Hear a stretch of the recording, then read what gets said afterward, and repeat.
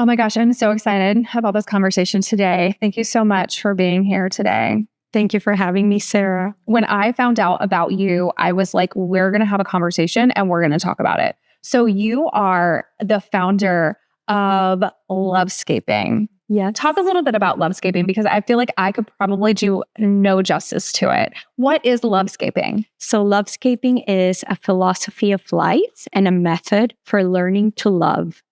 I believe that love should be taught intentionally and consciously, the same way we teach math, reading, or science, and that we shouldn't assume that because a human being is born into the world, that they're going to be taught love at home. So the first question I ask everybody is, where did you learn to love? Right. Where did I learn to love?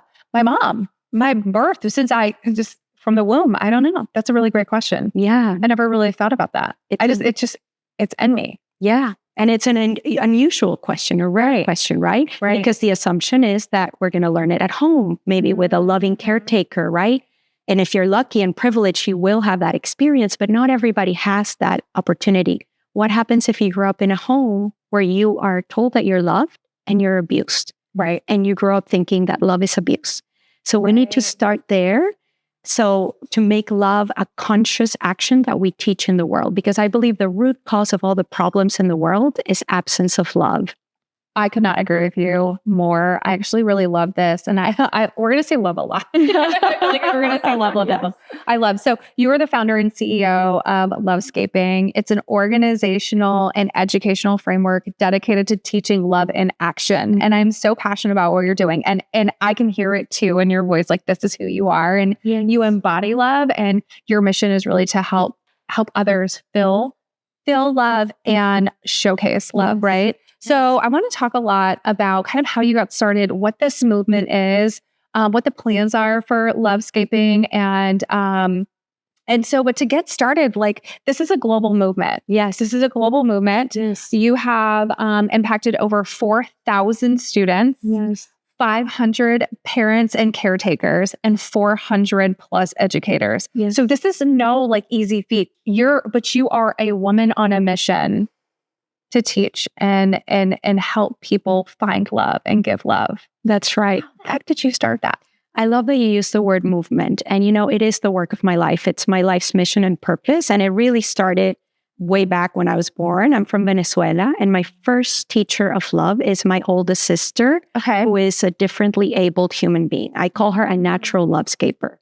And I became the person I am today thanks to growing up with her. She taught me how to be patient and compassionate and empathetic. And most importantly, she taught me that there's no such thing as being normal, that every human being is unique and different. And we all become enriched when we embrace one another. So I took those seeds that were planted in my heart from a very young age, and 20 years ago left my home country. And in that time, I've had the great privilege to live, study, work, and volunteer all around the world. So I've lived in Europe, Africa, Asia, Central America, North America, always working in education and community development. And what I learned from all that living and loving is that love is not a feeling, but an action. Oh, yes. And that love transcends all differences. And basically what happened was I came to the US to get my master's in education, and that's where I had my epiphany. I realized that love is the essential condition of our humanity, and that love needs to be taught consciously and intentionally. But in order to teach love, we need to define it, because you can't teach something that you can't define. And so Lovescaping is my very humble attempt to define and operationalize love so that we can teach it.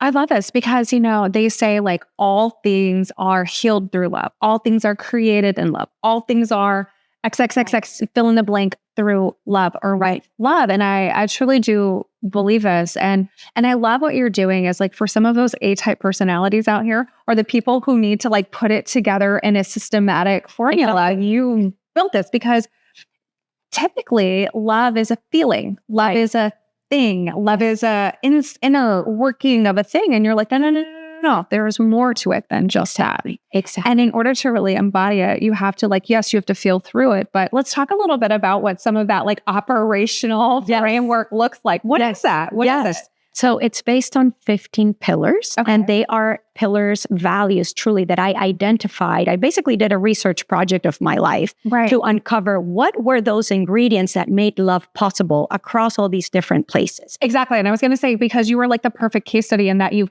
gone to this country, you've been in this place, you've engaged with this people, right? So you really have canvassed the world. Exactly. Right? Exactly. Okay, so let's talk about those pillars. Yes. So the pillars make love possible, and they include values like humility, empathy, compassion, gratitude, vulnerability, trust, liberation.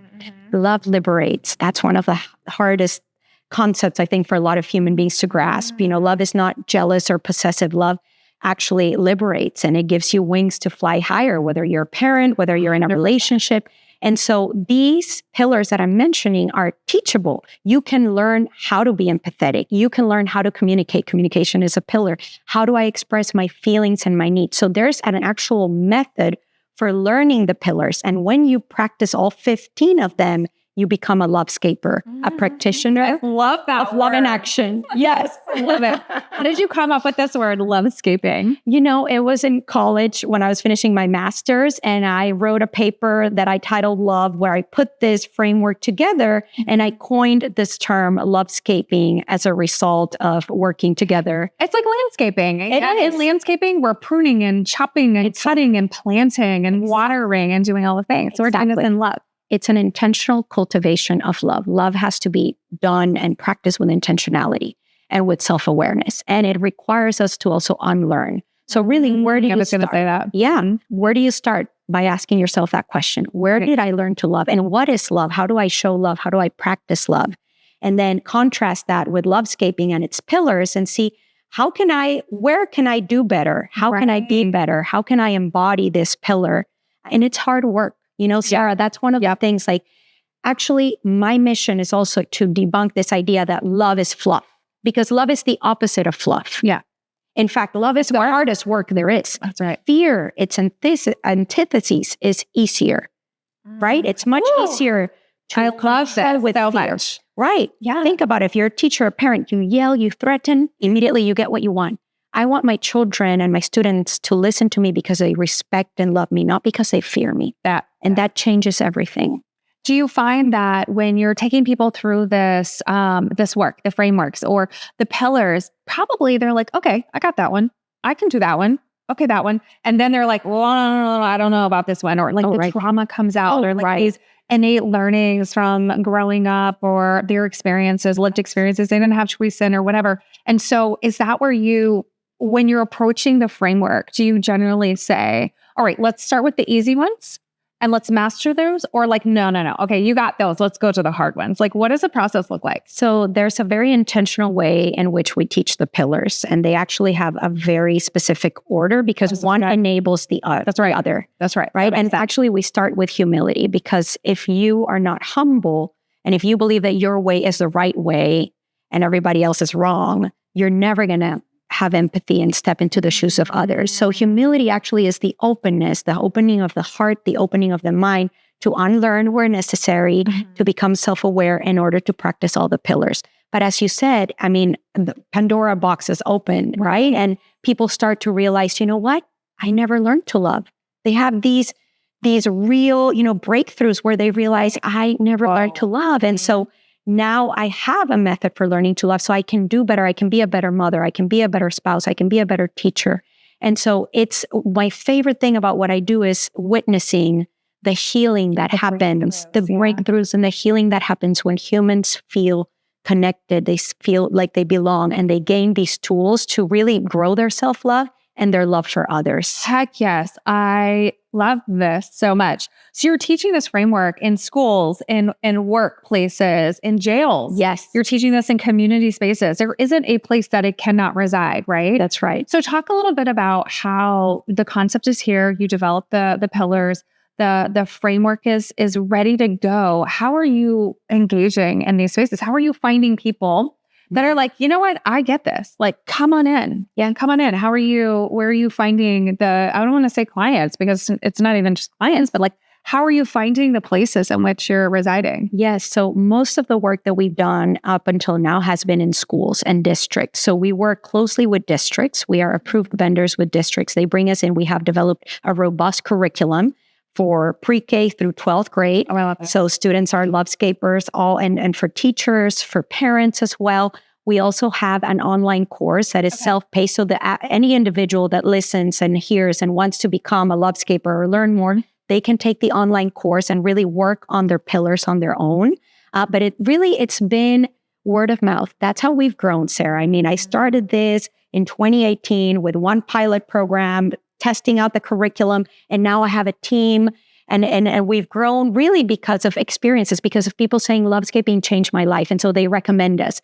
And so when people experience a workshop, they say, I want to bring this to my workplace. I want to bring this to my family. And so that's how we've grown, really. And you've impacted the lives of 4,000 plus people. Yes.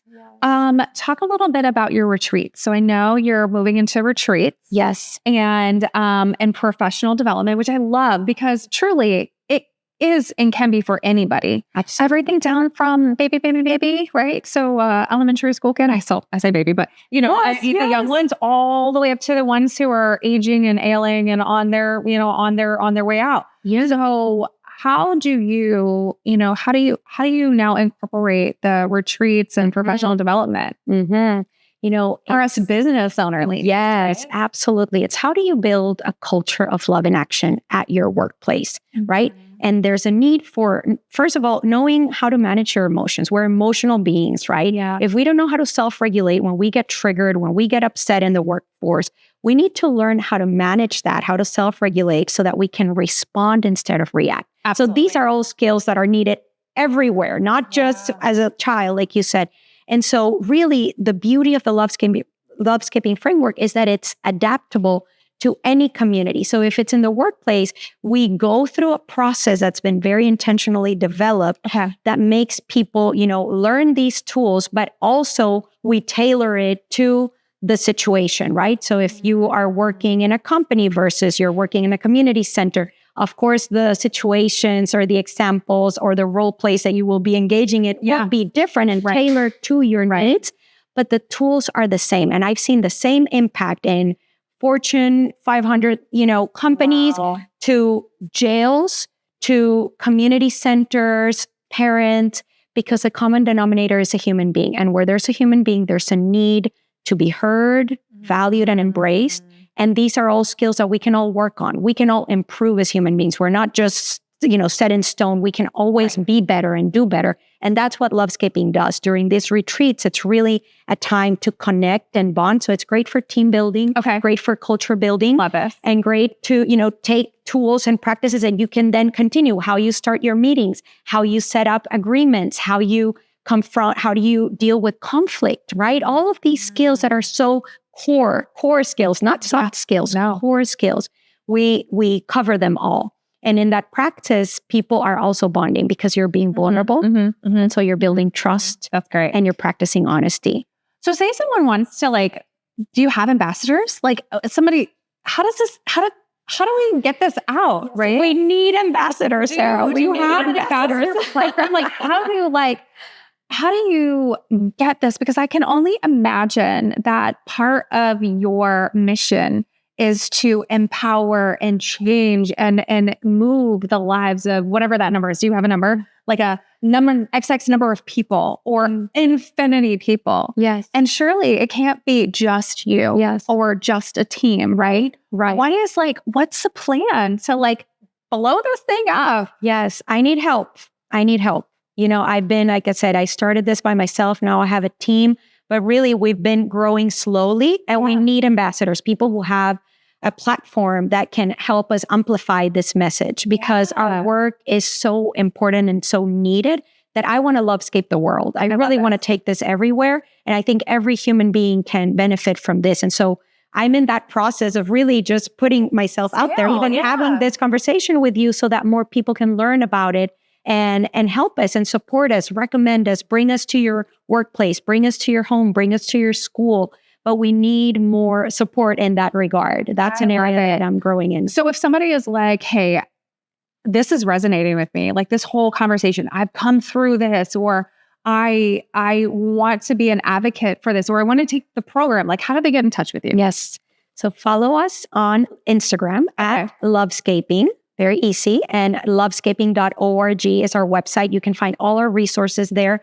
I would recommend you start with my book. Read my book. I have the book here. Yes, I do. I know. Yes. And it, okay, like let's get close here. Like, right, we can see there is definitely a theme here. We have the yellow, and I want to talk about that too in a second, but so continue. So read the book. Yes, that's the book is here. First place to start, and then really reflect on your own practice and definition of love. Contrast it with Lovescaping. And then, like I said, we have an online course that's a great resource if you want to dig deeper into the pillars. And you can reach out to us through our website, through Instagram, all our email, all our contact information is there. And you can bring us to your community. And we're open. We want to be everywhere. So Lovescaping and lovescaping.org. And so before we go, I really want to talk about the color yellow. Yes. I will tell you, we did our photo shoot party today. We're here in Houston and we're doing a ton of content. And this beauty, sunshine, walks through the door. And there's not one person that didn't like immediately turn ahead when you walked in. And you said yellow was a color. Tell us about why yellow is the color for you. So yellow has always been my favorite color ever since I was a child, but since I have memory. I have pictures of me as a 1-year-old holding a yellow teddy bear, yellow sunglasses, yellow purse. I've always been attracted to yellow, and I think it's the color of light, the color of sunshine. And I want to bring joy and light and healing to the world. And that's why it's my color. And when you said that to me, I thought, you're right. Like, do you ever see someone wearing yellow or there's yellow and you're like, you're mad? No, you're always like, oh, exactly. it brings energy, right? Exactly. And you were like head to toe yellow. And I love this because you were such a radiant light of beauty. I feel your passion. And just in this conversation, that's why I really wanted to have this conversation, because we need more love.